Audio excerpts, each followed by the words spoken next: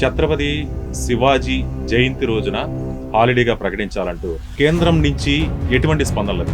కేంద్రం నుంచి స్పందన ఏం లేదు సార్.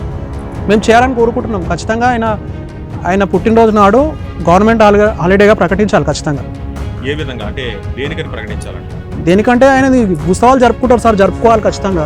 హిందూ ఒక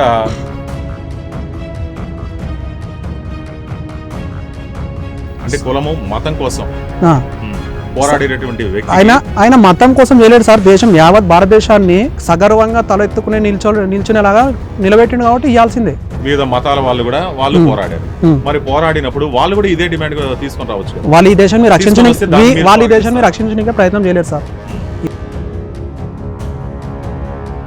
ఈ దేశం మీద దండయాత్ర చేయడానికనే వచ్చారు. అక్బర్లు, బాబర్లు, ఖిల్జీలు, గోరీలు దేశం మీద దండయాత్ర చేయడానికి వచ్చారు, కానీ దేశాన్ని ఉద్ధరించడానికి రాలేరు.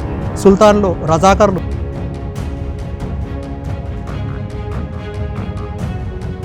ఇప్పుడు పాఠ్య పుస్తకాల్లో కూడా శివాజీ గురించి ఎక్కడ 2 లైన్లు 3 లైన్లు సార్.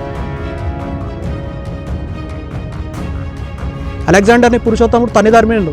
మన చరిత్రలో లేదు, అది చెప్పారు మనకు. అది ఎందుకంటే హిందువులు వీరులాగా తయారవుతారు. హిందువుల మీద దాడి చేయాల్సినంత అవసరం దేనికోసం జరుగుతుందంట?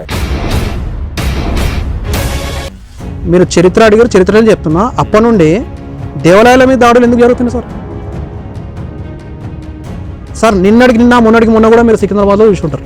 అదే మానసిక స్థితి ఇంకా మారలేదు వాళ్ళకి. 1000 ఏళ్ళ నుంచి మారలేదు సార్.